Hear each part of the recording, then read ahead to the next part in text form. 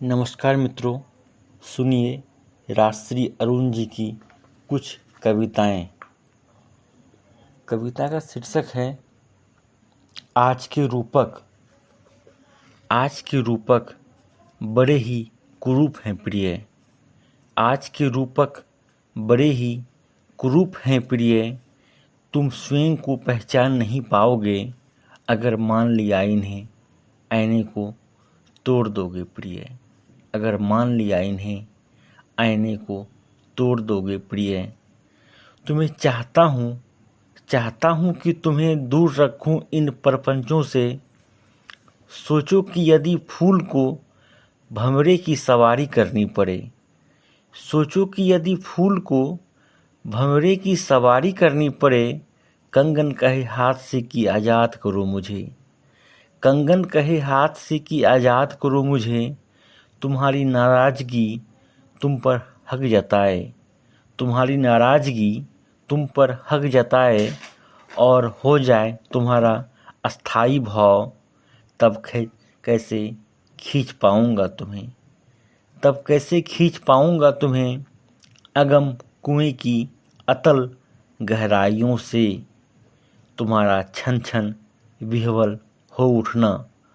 तुम्हारा छन छन विह्वल हो उठना किसी गहरे अवसाद की अब स्थिति का बोध कराती है।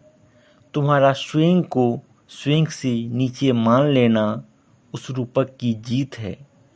तुम्हारा स्वयं को स्वयं से नीचे मान लेना उस रूपक की जीत है। जो मैं नहीं चाहता कि कभी घटित हो। जो मैं नहीं चाहता कि कभी घटित हो। सलामली तरु की डाल पर कांटे और फूल के बीच एक सफ़ेद हल्के फाहे का जन्म होता है। बिना किसी अवसाद के वह जीता है और समय आने पर आसमान में अपनी उपस्थिति दर्ज कराता है। जानता हूँ रूपकों का भयावह चक्रव्यूह। जानता हूँ रूपकों का भयावह चक्रव्यूह रच दिया गया है तुम्हारे चारों तरफ। सब देख सुन कर मुझे पता है आसमान रोएगा धरती कहराएगी। मुझे पता है आसमान रोएगा धरती कहराएगी। पर शैतानी ताकतों को कोई फर्क नहीं पड़ेगा।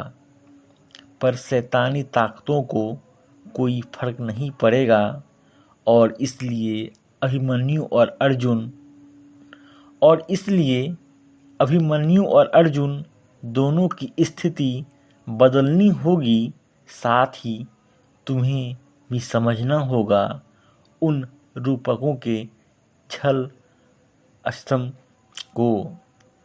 वरना कौन किसको कब तक संतावना देता रहेगा। वरना कौन किसको कब तक संतावना देता रहेगा और पहरेदारी करता रहेगा भाव द्वार पर खड़े होकर। कौन रास्ते के कांटों से युद्ध कर अंततः लाता रहेगा गुलमोहर रोज रोज। कौन रास्ते के कांटों से युद्ध कर अंततः लाता रहेगा गुलमोहर रोज रोज। अगली कविता का शीर्षक है उड़ान। तो सुनिए कविता। हवा में उड़ने वाली प्रजाति से कह दो जमीन से अपना संपर्क बनाए रखे। हवा में उड़ने वाली प्रजाति से कह दो जमीन से अपना संपर्क बनाए रखे। न जाने हवाएं कब अपना रुख बदल ले और तब तिल मिलाकर उन्हें अपना ही रुख बदलना होगा। कुछ विशिष्ट मानसिकता वालों के भीतर की हवा सघन होती हुई अहंकार में बदल जाती है। तब उनका कष्ट अप्रत्याशित रूप से बड़ा होते हुए खड़ा हो जाता है। फूल को फूल कहने में उन्हें शर्म आती है। फूल को फूल कहने में उन्हें शर्म आती है। बच्चों के साथ मुस्कुराना उन्हें बचकाना लगता है। बच्चों के साथ मुस्कुराना उन्हें बचकाना लगता है। खेलों को अति गंभीरता से लेने वाले वे जमाने को गालियां देकर फक्र महसूस करते हैं। कोमलता को पूरी निष्ठा के साथ कत्ल करके, सौंदर्य को पूरी निर्ममता के साथ कुचल करके, कलियों के खिलने से पहले ही उन्हें कांटों के बीच कैद करके अट्टहास करते हैं आसमान को गिराने को, अट्टहास करते हैं आसमान को गिराने को। अपने दांतों के बीच स्वाद लेकर चबाते हैं वे जमाने भर की जंघाओं को। अपने दांतों के बीच स्वाद लेकर चबाते हैं वे जमाने भर की जंघाओं को। उनकी नीचता तमाम कराहों के बीच सुखद गुदगुदी अनुभव करती है। जमीन की छाती को छत विछत करके वे सैर करने चले जाते हैं हवाओं के बीच। उन्हें पता नहीं जीवन तो दोनों से आता है, जमीन से भी और हवा से भी। अपने डैनों पर गुरूर करने वाले परिंदों को याद रखना चाहिए कि कभी वे अंडे थे। याद रखना चाहिए कि कभी वे अंडे थे। वो तो अस्तित्व ने उन्हें जीवन से नवाजा, वरना कभी भी वे किसी का ग्रास बन सकते थे। अब न तब उन्हें समझना ही होगा, अब न तब उन्हें समझना ही होगा। नीचे और ऊपर की बात ही नहीं है, न दिखने वालों में भी जब उतना ही अस्तित्व होता है तो क्या दिक्कत है कि दिखाने वाले सब न रह सके, दिखाने वाले सब न रह सके। अगली कविता है नई जमीन। सज धज कर टीवी के पर्दे पर बैठी सुंदरियां आंकड़ों की रात दिन जुगाली करती है। इन्होंने तय कर लिए हैं अपने अपने अहाते और अपनी अपनी भाषा तय कर लिए हैं कि किस किनारे खड़ा होना है इन्हें, और यह भी किनसे क्या प्रश्न पूछना है। प्रश्न कैसे भी हों, पूछते हुए दो बातों का खास ख्याल रखा जाता है, न तो इनकी मुस्कुराहट बिगड़े और न ही वे लाल सुख लिपस्टिक। ये पत्रकार कहलाते हैं बुद्धिजीवी भी, ये पत्रकार कहलाते हैं बुद्धिजीवी भी। रोज आंकड़े चबाते हैं, खाते हैं, निगलते भी हैं और उगलते भी। आंकड़े की उल्टियां करते ये गर्व की अनुभूति करते हैं। आंकड़ों की उल्टियां करते ये गर्व की अनुभूति करते हैं। अपने को महान और ज्ञानवान मानने का दंभ जीवन भर इनके साथ बना रहता है, लेकिन इनका सबसे बड़ा दंभ होता है नेताओं को उंगलियों पर नचाने का दंभ। ये बड़ी नई किस्म की जमात है, ये बड़ी नई किस्म की जमात है। जो इन्हें मानते हैं उन्हें ये स्थापित करते हैं, और जो नहीं मानते उन्हें कायदे से विस्थापित। समरसता और टकराव चुटकियों में पैदा करते हैं ये, और उनका आनंद भी उठाते हैं। समूह बना बना कर परजीवी बनते बनते इनका डीएनए बिगड़ गया है। प्रजातंत्र की पद्धतियों को ठेंगा दिखाते हैं ये। यहाँ मिलती सुंदरता इन्हें रास आती है। अन्यों से अपने को ऊंचा समझना, यहाँ तक कि अपने को सबसे ऊंचा समझना, ये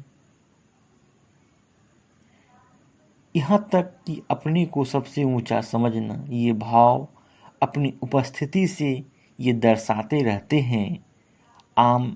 सामने वालों को नहीं बोलने देने में इन्हें अपनी वास्तविकता का सामर्थ्य नजर आता है। किसी की भी अवमानना को शाम की पार्टी में चर्चा का विषय बनाते हैं। शराब और कहकहों के बीच व्यक्ति से लेकर राष्ट्र तक की अस्मिता से वैचारिक खिलवाड़ करते हैं। ये इतने अधिक अंतर्राष्ट्रीय हो जाते हैं कि राष्ट्र इन्हें दिखता ही नहीं। ये इतने अधिक अंतर्राष्ट्रीय हो जाते हैं कि राष्ट्र इन्हें दिखता ही नहीं, जबकि अंतर्राष्ट्रीय बिरादरी इन्हें कीड़े मकोड़ों से अधिक कुछ नहीं समझती। ये बात ये भी समझते हैं, पर इन्हें लगता है कि राष्ट्र के अंदर तो ये वैचारिक शेर हैं। दरअसल समय के साथ हमने एक अत्यंत कन्फ्यूज्ड लॉट को पैदा किया है, जो दिशाहीन होकर उपदेशक बन बैठे हैं। इस बीच विचारों के सर्जकों ने अनर्गल प्रलापों और हो-हल्लों के बाबत मौन धारण ही बेहतर समझा है। पर सत्य यह भी है कि एक विचित्र खींच से भरा रहता है मन उनका। ये वैचारिक हमला नहीं करते, पर इतना जानते हैं कि जिन्हें राष्ट्रीयता से कुछ लेना देना नहीं, जिन्हें विचारों या विचारधाराओं से कुछ लेना देना नहीं, उन कीड़ों मकोड़ों ने हमला किया है विचारों की संस्कृति पर। अगली कविता है चुप्पी। देख रहा हूँ तुम्हारी चुप्पी कब कब सन्नाटे में रहती है और कब कब मुखर हो उठती है। तुम्हारी चुप्पी सघन होती है। तुम्हारी अपनी परिधि के बाहर घटी किसी भी घटना पर, चाहे वह तुम्हारे सामने ही क्यों न घटी हो। तुम्हारी जीभ को लकवा मार जाता है, वह सब संज्ञा शून्य हो जाते हैं तब। तुम्हारी जीभ को लकवा मार जाता है, वह शब्द संज्ञा शून्य हो जाता है तब। ओढ़ी हुई समाधि किसी भी प्रश्न का उत्तर नहीं हो सकती। कुछ आवाज़ें ज़मीर से निकलती है। तुम्हारी चुप्पी बताती है तुम्हारा ज़मीर मर गया है। तुम्हारी चुप्पी बताती है तुम्हारा ज़मीर मर गया है। तुम्हारी चुप्पी सातिराना है। जंगल, पहाड़, पक्षी, फूल सब जल रहे हैं। तुम्हारी चुप्पी सातिराना है। जंगल, पहाड़, पक्षी, फूल सब जल रहे हैं। अंडे से जीवन प्रकट नहीं हो पा रहा। प्रकट जीवन न जाने कब तक प्रकट है तमाम संशयों के बीच। कुहासे ने सूरज को ढक रखा है। कुहासे ने सूरज को ढक रखा है। समय के एक एक टुकड़े से खून टपक रहा है अनवरत, और तुम चुप्पी साधे हो। पता नहीं तुम जिंदा हो भी कि नहीं। मैं बता दूं तुम्हें साफ साफ, तुम्हारी चुप्पी मारक है और इसकी सज़ा तुम्हें समय देगा। तुम्हारी चुप्पी मारक है और इसकी सज़ा तुम्हें समय देगा। आज तुम्हारे शब्द बेचैन होने का साहस नहीं जुटा पा रहे। आज तुम्हारे शब्द बेचैन होने का साहस नहीं जुटा पा रहे। न जाने वे किस कंदरा में खो गए हैं। कल इतिहास के किसी भी पन्ने पर कोई शब्द तुम्हें पक्ष में खड़ा नहीं होगा। कोई भी शब्द तुम्हारे पक्ष में खड़ा नहीं होगा। कोई भी शब्द तुम्हारे पक्ष में खड़ा नहीं होगा। अगली कविता है जो कह दिया तो। किसी भी बात को इनका, किसी भी बात को इनका, किसी भी बात को उसका, किसी भी बात को इसका, किसी भी बात को उसका, किसी भी बात को बयां, किसी भी बात को दायां, किसी भी बात को बायां, किसी भी बात को दायां, किसी भी बात को सुन सुन, किसी भी बात को गुनगुन, किसी भी बात को महंगा, किसी भी बात को सस्ता, किसी भी बात को इसका, किसी भी बात को उसका, किसी भी बात को बायां, किसी भी बात को दायां, किसी भी बात को सुन सुन, किसी भी बात को गुनगुन, किसी भी बात को महंगा, किसी भी बात को सस्ता, किसी भी बात को इस पार, किसी भी बात को उस पार, किसी भी बात को अनबन, किसी भी बात को सुलझन, किसी भी बात को मंजर, किसी भी बात को खंजर, किसी भी बात को अंधा, किसी भी बात को धंधा, जो कह दिया तो। अगली और अंतिम कविता है अनहद प्रेम। तो लीजिए सुनिए यह कविता। जब भी मैंने चाहा तुम्हारी सांसों में जीना, जब भी मैंने चाहा तुम्हारी सांसों में जीना, तुम्हारी सांसें फैल गई मेरे पोर पोर में। तुमने चाहा मुस्कुराना मुझे महसूस करके, मेरा आह्लाद समा गया तुम्हारे पूरे अस्तित्व में। जब जब आए तुम्हारी आंखों में आंसू, जब जब आए तुम्हारी आंखों में आंसू, कहीं न कहीं आया कोई सुनामी मेरे भीतर। मेरी आंखें जब तक खुली रही किसी भी कारण, याद नहीं की तब तक तुम्हें भी नींद आई हो। जिस रंग को चाहा देखा सोचा मैंने, जिस रंग को चाहा देखा सोचा मैंने, उसी रंग में रंग गई, उसी भी रंग में रंग गई। जब भी आए तुम्हारी आंखों में आंसू, कहीं न कहीं आया कोई सुनामी मेरे भीतर। मेरी आंखें तब तक खुली रही किसी भी कारण, याद नहीं की तब तक तुम्हें भी नींद आई हो। जिस रंग को चाहा देखा सोचा मैंने, उसी रंग में रंग गई दुनिया तेरी खूब गहरी। जब जब उठा कोई प्रेम नाद तुम्हारे भीतर, मेरे रक्त में दौड़ता रहा वो उसी उस्मा के साथ। तुमने जब भी उठाया अपना सर दुआओं में, तुमने जब भी उठाया अपना सर दुआओं में, पूरा आसमान मेरा हो गया। मैंने देखा, मैंने अपनी कल्पना में जब जब कोई तस्वीर देखी, तब तक एक परी मेरे पास आकर लेट गई। शरीर, मन, भाव, प्राण और न जाने क्या क्या सब झूठे लगते हैं तुम्हारे साथ होने से। शरीर, मन, भाव, प्राण और न जाने क्या क्या सब झूठे लगते हैं तुम्हारे साथ होने से। इतना ही कहा जा सकता है प्रार्थना में होकर, इतना ही कहा जा सकता है प्रार्थना में होकर। सब एक है, सब एक है, सब एक है। बहुत बहुत धन्यवाद। अगर यह वीडियो अच्छा लगे तो इस चैनल को सब्सक्राइब जरूर करेंगे। धन्यवाद।